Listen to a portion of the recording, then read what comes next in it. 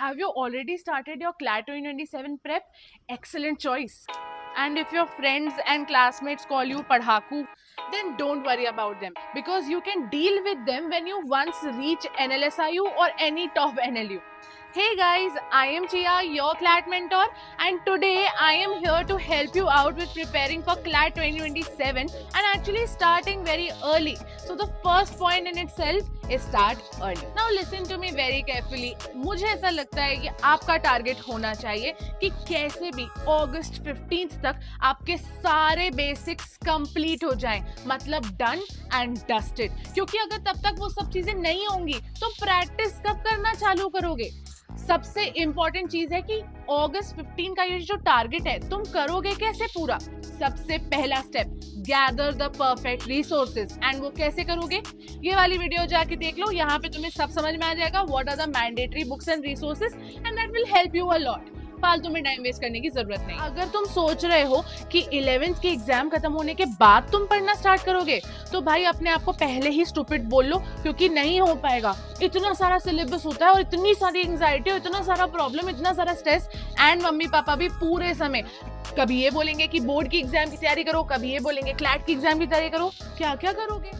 Part 2 में बताऊंगी कि कैसे स्टार्ट करना है एंड क्या प्रायोरिटी होनी चाहिए सब्जेक्ट वाइज. तो सबसे पहली प्रायोरिटी होनी चाहिए आपके सिबलिंग सब्जेक्ट्स, मतलब जो सब्जेक्ट्स आपका कभी पीछा नहीं छोड़ते, and that is maths and English. Basic बहुत अच्छे होते हैं. इंग्लिश में आप मार्क्स गेन कर पाओगे क्योंकि मॉक तो आपको बहुत जल्दी लेना स्टार्ट करना पड़ेगा. मैं तो कहती हूँ जैसे ही स्टार्ट करो अपनी प्रिपरेशन वैसे ही मॉक्स दो, जैसे ही स्टार्ट करो उसके पहले PYQs दो. तो आपको इस सिचुएशन में सिर्फ maths and English he help कर सकते हैं. तो मैथ्स का साथ कभी नहीं छोड़ना है.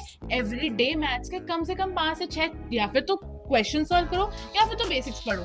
एंड इंग्लिश भी बहुत ज्यादा नेसेसरी है, रीडिंग कॉम्प्रिहेंशन है, एंड मुझे मालूम है कि आप बहुत अच्छा कर सकते हो. स्टार्ट तो करो. सेकंड प्रायोरिटी पे आता है लीगल रीजनिंग, जिसमें तुम्हें सबसे ज्यादा इंटरेस्ट है, जिसके लिए तुम सबसे ज्यादा एक्साइटेड हो. तुम्हारी लाइफ रिवॉल्व करती है इस सब्जेक्ट के बारे में क्योंकि तुमने क्लैट करने का डिसीजन ही लीगल की वजह से लिया था, है ना. तो सुनो मेरी बात, ये 4 मेजर सब्जेक्ट्स हैं, that is constitution, contract, torts and crime.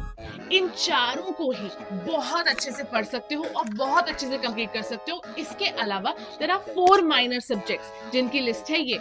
इनको भी पूरी तरीके से कंप्लीट करने की कोशिश करो. अगस्त 15 तक की डेट है, याद रखना.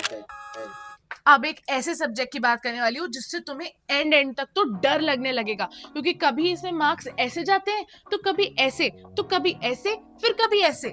ये है क्रिटिकल रीजनिंग, जो हम सब में से किसी ने भी कभी नहीं पढ़ी. ये एक आर्ट है, आर्ट. तो इस आर्ट को कैसे परफेक्ट करना है वो तुम्हें चिया दीदी सिखाएगी, क्योंकि इस आर्ट की आर्टिस्ट ही चिया दीदी है. जाओ ये वाला वीडियो देखो, तुम्हारे मोस्ट बेसिक्स क्लियर हो जाएंगे.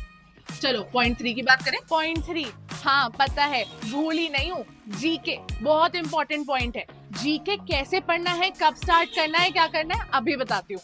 सबसे इंपॉर्टेंट है तुम्हें 1 जनवरी से लेके तुम्हारे एग्जाम तक पूरा का पूरा जीके के टॉपिक्स को पढ़ना है. मतलब सिर्फ थोड़ा बहुत नहीं, सारा का सारा, उसका बैकग्राउंड, उसका सब कुछ, पूरी कहानी मालूम होनी चाहिए तुम्हें. लेकिन अभी तुम जीके के लिए कैसे स्टार्ट कर सकते हो, अभी तुम जीके के लिए कैसे पढ़ सकते हो, अगर तुम ये वीडियो फरवरी के पहले देख रहे हो. सीधी सी बात है, अगर तुमको ये समझना है कि कौन से टॉपिक्स पढ़ने चाहिए इवन बिफोर फरवरी, तो वो टॉपिक्स होने चाहिए जो कि मोस्टली समिट्स एंड मीटिंग्स के होते हैं. आपको मालूम है हर साल ये कुछ समिट्स एंड मीटिंग्स हमेशा होती ही हैं. तो अगर आप इनके बारे में जो बेसिक हिस्ट्री है, बैकग्राउंड एटसेट्रा, ये सब पढ़ के रख लोगे तो जिस भी मंथ में ये मीटिंग होगी तो आपको सिर्फ इसका हिस्ट्री एंड बैकग्राउंड रिवाइज करना होगा एंड नई चीजों को बस ऐड कर लेना होगा. Isn't that amazing?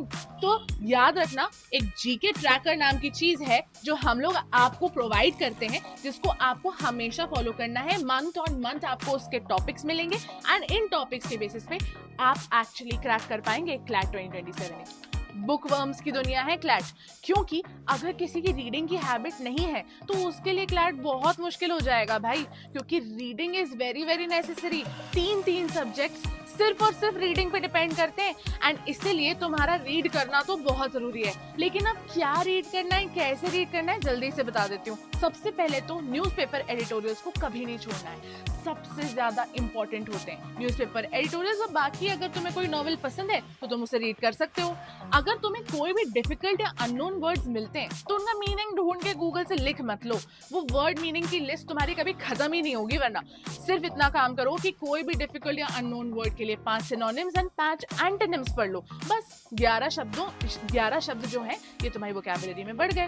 That's it, that's all you have to do. अब 5th पॉइंट है, बस अब मैं चली जाऊंगी क्योंकि मुझे बहुत भूख लग रही है। 5th पॉइंट में तुम्हें कुछ नहीं करना है, सिर्फ एक टास्क लिस्ट बनानी है एवरी डे की। तो रात को सोने से पहले पहली चीज तो न्यूज़पेपर रीड करनी है, सेकंड चीज है कि तुम्हें टास्क लिस्ट बनानी है। अब जब तुम टास्क लिस्ट बना रहे हो तो ये बात ध्यान रखो कि तुमको किसी भी तरीके के टाइम टेबल पर डिपेंड नहीं करना है कि तुम्हें इतने बजे उठना है, उतने बजे खाना है, इतने बजे नहाना है, इतने बजे सोना है। नो, सिर्फ उन टास्क को कंप्लीट करना है। इन टास्क में मैंडेटरीली एवरी डे आपको मैथ्स पढ़ना है, मैंडेटरीली एवरी डे आपको लीगल पढ़ना है, मैंडेटरीली एवरी डे आपको जीके में कुछ नया पढ़ना है या फिर रिवीजन करना है, एंड एवरी ऑल्टरनेट डेज आपको रीडिंग कॉम्प्रिहेंशन एंड सीआर को देने हैं। दैट्स इट, इसके अलावा कुछ नहीं करना है। एंड मॉक्स देना मत भूलना संडे को। बाकी मैं जा रही हूँ यार, आई नीड टू ईट।